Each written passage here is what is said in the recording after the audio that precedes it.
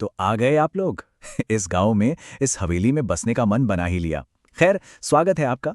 लेकिन इससे पहले कि आप अपना सामान खोलें, जरा मेरी एक बात सुन लीजिए। ये कोई कहानी नहीं है, ये इस जगह की सच्चाई है। और शायद आपके लिए एक चेतावनी भी। हाँ, तपन बाबू बिल्कुल आप ही की तरह थे। एक खुशहाल परिवार, दो प्यारी बेटियां, बड़े अरमानों से आए थे इस घर को सजाने। दीवारों पर नया रंग, बगीचे में नए फूल। पर उन्हें क्या पता था कि इस घर की असली मालकिन तो पास बहती नदी की गहराइयों में छुपी एक परछाई थी। और उस परछाई ने घर में दस्तक दी, बहुत ही खामोशी से। तपन बाबू की छोटी बेटी सुगंधा के जरिए। सब कुछ एक रात में शुरू हुआ, एक ऐसी रात जिसने उस परिवार की नींद हमेशा हमेशा के लिए छीन ली। कहते हैं ना, माँ का दिल सबसे पहले भांप लेता है कि कुछ गलत है। आधी रात को रसोई से कुछ अजीब आवाजें आईं तो मंदाकिनी भागी भागी नीचे गईं और वहां जो उन्होंने देखा, उनकी तो रूह ही कांप गई। सुगंधा, उनकी छोटी बेटी, जमीन पर बैठी कच्ची मछली को नोच नोच कर खा रही थी। पर सबसे डरावनी चीज उसकी आंखें थीं, एकदम खाली, जैसे उनमें उनकी बेटी नहीं, कोई शिकारी बैठा हो। उस रात के बाद तो जैसे घर का पूरा माहौल ही बदल गया। सुगंधा में अजीब अजीब बदलाव आने लगे। कभी वो एक ऐसी गहरी, मर्दों जैसी आवाज में बात करने लगती जो उसकी थी ही नहीं। कभी उसे कच्ची मछली खाने के ऐसे दौरे पड़ते कि वो किसी के काबू में नहीं आती थी। और सबसे अजीब बात, सुबह उठकर वो ऐसे पूछती, माँ, मैं अपने बिस्तर पर कैसे आई? उसे कुछ भी याद नहीं रहता था। एक माँ सब समझ रही थी। मंदाकिनी जानती थी कि ये कोई बीमारी नहीं है, ये कोई साया है। वह तपन बाबू को समझाती, रोती, गिड़गिड़ाती, पर एक बाप का दिल अपनी बेटी के लिए ऐसी खौफनाक बात कैसे मान लेता? तपन बाबू हर बात को ये कहकर टाल देते कि अरे थक गई होगी। वो अपनी आंखों पर पर्दा लाले रखना चाहते थे, क्योंकि सच बहुत ही भयानक था। लेकिन वो साया सिर्फ सुगंधा तक रुकने वाला नहीं था। उसकी भूख बढ़ रही थी, और उस रात वो भूख और आतंक बनकर घर के दूसरे कोने तक पहुंच गया, बड़ी बेटी इंद्राणी के दरवाजे तक। इंद्राणी अपने कमरे में सो रही थी। तभी अचानक उसके दरवाजे पर कोई जोर जोर से नाखूनों से खरोचने लगा। बाहर से आवाज तो सुगंधा की आ रही थी, पर वो आवाज किसी जानवर के गुर्राने जैसी थी।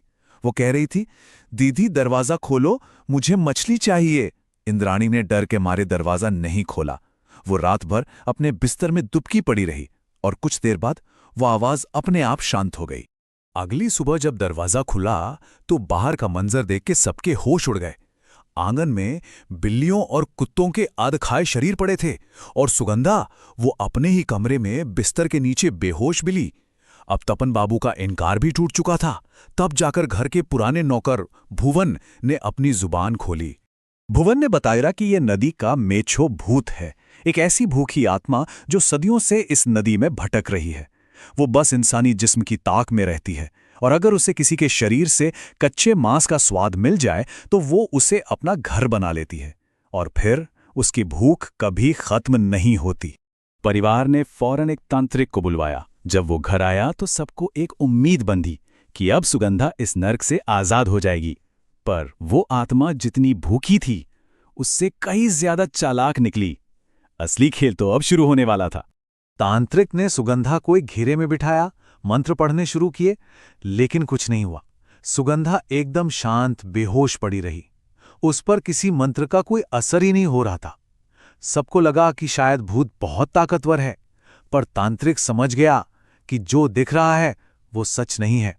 तब तांत्रिक ने वो राज खोला जिसे सुनकर माँ बाप के पैरों तले जमीन ही खिसक गई। उसने बताया कि पिछली रात जब इंद्राणी ने दरवाजा खोला था, बस उसी एक पल में भूत ने सुगंधा का शरीर छोड़ दिया था और इंद्राणी के जिस्म में दाखिल हो गया था। बाहर जानवरों को मारने वाली, दरवाजे पर चीखने वाली वो सुगंधा थी ही नहीं, वो इंद्राणी थी।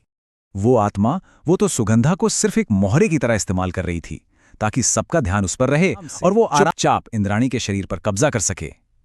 सोचिए, वो परिवार एक ही छत के नीचे अपनी बेटी के कातिल रूप के साथ रह रहा था, और उन्हें इस बात की भनक तक नहीं थी। अब असली दुश्मन सामने था। अब लड़ाई किसी अनजान साये से नहीं, बल्कि अपनी ही बड़ी बेटी के अंदर बैठे उस राक्षस से थी। अब इंद्राणी को बचाने की बारी थी। तांत्रिक ने एक जाल बिछाया। घर के चारों तरफ मंत्रों से एक लक्ष्मण रेखा खींची गई। इंद्राणी को जो अब पूरी तरह भूत के कब्जे में थी, उस रेखा के बाहर एक कुर्सी से बांध दिया गया। फिर उसके पास से लेकर नदी तक कच्ची मछली के टुकड़े डाले गए। जैसे ही मंत्रों की शक्ति बढ़ी, भूत को मछली का लालच दिया गया और वो इंद्राणी का शरीर छोड़कर बाहर निकला। बस उसी एक पल में तांत्रिक ने इंद्राणी की कलाई पर रक्षासूत्र बांध दिया और अग्नि मंत्र से उस आत्मा को जलाकर राख कर दिया।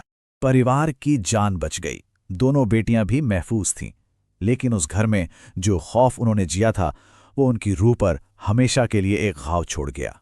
उस घटना के 1 महीने के अंदर ही तपन बाबू ने अपना तबादला करवा लिया और रातों रात वो परिवार समेत यह हवेली छोड़कर चले गए। ऐसे गए कि फिर कभी इस गांव की तरफ मुड़कर भी नहीं देखा।